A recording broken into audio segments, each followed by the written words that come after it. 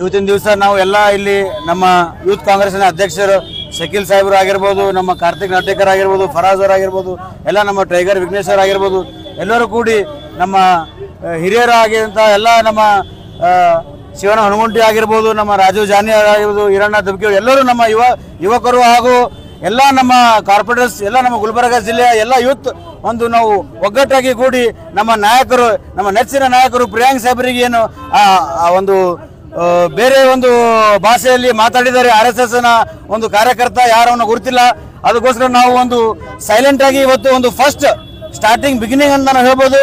ನಾವು ಒಂದು ಎಚ್ಚರಿಕೆ ಮೂಲಕ ನೀವು ಎಚ್ಚರಿಕೆ ತಿಳ್ಕೊಳ್ಳಿ, ಕಳಕಳಿಯ ವಿನಂತಿ ತಿಳ್ಕೊಳ್ಳಿ. ಯಾರೇ ಆಗಿರಲಿ, ನಮ್ಮ ಸಾಹೇಬರಾಗಲಿ, ನಮ್ಮ ಪಕ್ಷದ ಯಾರೇ ಒಂದು ಕಾರ್ಯಕರ್ತ ಆಗಲು ಏನೇ ಒಂದು ಅವಶ್ಯ ಭಾಷೆ ಯೂಸ್ ಮಾಡಿದರೆ ನಾವು ಸುಮ್ಮನೆ ಕೂತ್ಕೊಳ್ಳಲ್ಲ. ನಾವು ಯಾರು ಕೂಡ ಏನು ಒಂದು ನಮ್ಮ ಸಾಹೇಬರ ಒಂದು ಮಾರ್ಗದರ್ಶನದಲ್ಲಿ ನಾವು ಒಂದು ಸಿದ್ಧತೆಯನ್ನು ಕಾಪಾಡ್ತಾ ಡಿಸಿಪ್ಲಿನ್ ಕಾಪಾಡಬೇಕಂತ ನಾವು ಶಾಂತ ರೀತಿಯಿಂದ ಒಂದು ಪ್ರೊಟೆಸ್ಟ್ ಮಾಡಿದ್ದೀವಿ.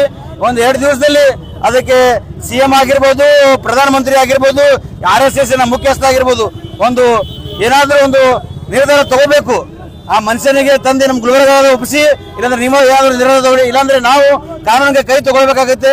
ನಾವು ಎಲ್ಲ ಯುವಕರು ಕಾನೂನು ಕೈ ತಗೊಂಡ್ರೆ ಗುಲ್ಬರ್ಗ ಅಲ್ಲ ಇಡೀ ಕರ್ನಾಟಕನೇ ನಾವು ಬಂದ್ ಮಾಡ್ತೀವಿ. ಶೀಘ್ರದಲ್ಲೇ ಎಲ್ಲರೂ ಒಂದು ನಮಗೇನಾದರೂ ಒಂದು ಮಾಹಿತಿ ಕೊಡಿ, ಇಲ್ಲಾಂದ್ರೆ ನಾವು ಸುಮ್ಮನೆ ಕೂತ್ಕೊಳ್ಳೋಲ್ಲ ಅಂತ ಹೇಳಿ ಒಂದೆರಡು ಮಾತು ಮುಗಿಸ್ತೀನಿ.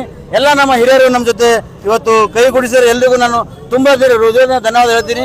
ಇವತ್ತು ನಾವು ಪ್ರಿಯಾಂಕ್ ಸಾಹೇಬರ ಜೊತೆ ಇರ್ತೀವಿ, ಸಾಯೋವರೆಗೂ ಏನೇ ಇರಲಿ, ನಮಗೆ ಎಲ್ಲೇ ಒಯ್ದಿಡ್ರಿ ನಾವು ಪ್ರಿಯಾಂಕ್ ಸಾಹೇಬ್ ಜೊತೆ ಇರ್ತೀವಿ ಅಂತ ಹೇಳಿ ಒಂದೆರಡು ಮಾತು ಧನ್ಯವಾದಗಳು.